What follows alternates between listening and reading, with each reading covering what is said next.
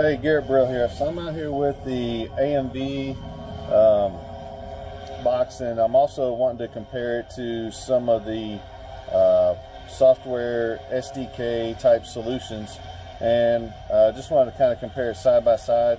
So I came out here and I have them both up. The one on the left is the AMV box, and the one on the right in this case is DroneSense. Now I want to be very clear before someone says I'm bashing DroneSense. I'm not. We use it. The whole PSURT team uses it. It's great software, but we've always kind of wished there was a little better streaming solution than what we have in some of these software based packages. This comes whether you're streaming from a tablet or from your Crystal Sky.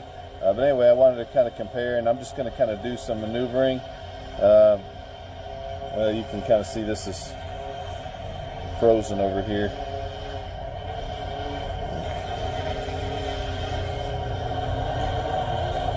There we go. We're back. There we go. All right. So you can see the one on the left and then the one on the right.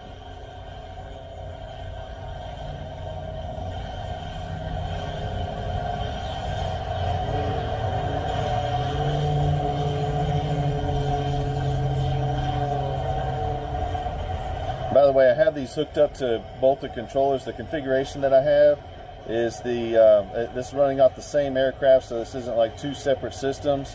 The DroneSense tablet is hooked up to the USB like it's supposed to be configured, and then the AMV box is connected right to the Send-ins controller HDMI out. So they're running from the same source. This is a M210 that they're running from at the same time.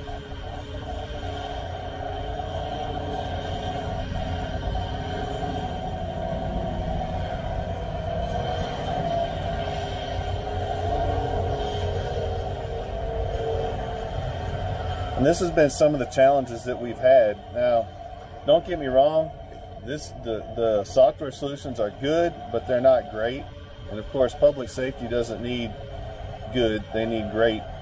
Some of the capabilities and everything that they have is time to wait on a several second delay just isn't acceptable. So anyway, just wanted to give out this quick comparison. All right, we'll talk to you later.